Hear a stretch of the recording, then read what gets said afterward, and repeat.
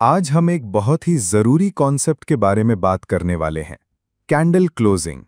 अक्सर आपने सुना होगा कि ट्रेड लेने से पहले कैंडल को क्लोज होने दो, लेकिन क्यों?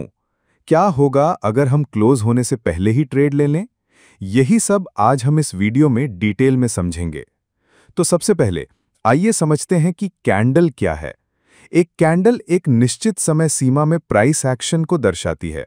जैसे कि अगर आप 5 मिनट का टाइम फ्रेम देख रहे हैं, तो हर कैंडल 5 मिनट की प्राइस मूवमेंट को दिखाएगी। इसमें open price, close price, high और लो प्राइस शामिल होता है।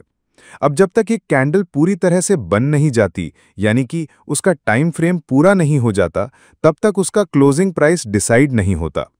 चलिए एक उदाहरण लेते हैं। मान लीजिए कि एक 5 मिनट की कैंडल बन रही है। शुरुआत में ये एक बुलिश कैंडल की तरह दिख रही है। आपको लग रहा है कि मार्केट ऊपर जा रहा है और आप तुरंत ही बाय का ट्रेड ले लेते हैं। लेकिन अगले 2 मिनट में कुछ ऐसा होता है कि अचानक से सेलिंग प्रेशर बढ़ जाता है और वो जो बुलिश कैंडल थी, वो अब एक बेरिश रेड कैंडल में बदल जाती है। यानी जिस कैंडल को देखकर आपने बाय ट्रेड लिया था, वो अपनी असली फॉर्म में पूरी तरह से बदल चुकी है। अगर आपने क्लोजिंग का इंतजार किया होता, तो आपको पता चल जाता कि ये तो सेलिंग का सिग्नल है। लेकिन क्योंकि आपने पहले ही ट्रेड ले लिया, तो अब आप एक गलत ट्रेड में फंस चुके हैं। यही चीज सपोर्ट और रेजिस्टेंस लेवल्स पर भी होती है। मान लीजिए कि मार्केट एक सपोर्ट लेवल के पास आ रहा है। एक कैंडल इस लेवल के नीचे जाती हुई दिख रही है, जिससे आपको लगता है कि ब्रेकडाउन होने वाला है। आप तुरंत ही सेल का ट्रेड ले लेते हैं। लेकिन क्लोजिंग से ठीक पहले बायर्स एक्टिव हो जाते हैं और प्राइस को वापस सपोर्ट लेवल के ऊपर ले आते हैं, और वो कैंडल एक बड़ी विक के साथ एक बुलिश कैंडल में क्लोज हो जाती है। इससे क्या हुआ? आपका ब्रेकडाउन का ट्रेड फेल हो गया। आपने सोचा था कि प्राइस नीचे जाएगा, लेकिन वो ऊपर चला गया।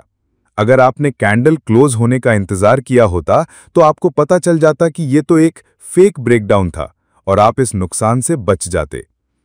तो दोस्तों, कैंडल क्लोजिंग का इंतजार करना क्यों जरूरी है, इसके कुछ मेन पॉइंट्स हैं। कंफर्मेशन। कैंडल क्लोज होने से हमें ट्रेंड की सही कंफर्मेशन मिलती है। जब तक क्लोजिंग नहीं होती, तब तक हमें पता नहीं होता कि कैंडल का फाइनल रूप क्या होगा। गलत सिग्नल से बचाओ। जैसा कि हमने देखा, अधूरी कैंडल अक्सर गलत सिग्नल देती है। अगर आप क्लोजिंग का इंतजार करते हैं, तो आप ऐसे गलत ट्रेड से बच सकते हैं। Wick formation. कैंडल की विक यानी कि ऊपरी और निचली लाइन बहुत कुछ बताती है।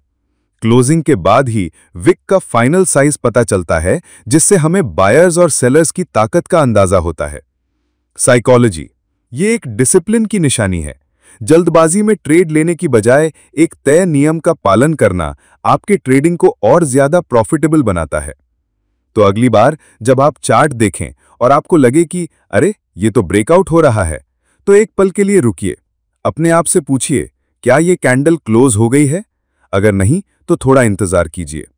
अगर आप 5 मिनट के टाइम फ्रेम में ट्रेड कर रहे हैं, तो 5 मिनट पूरे होने दीजिए।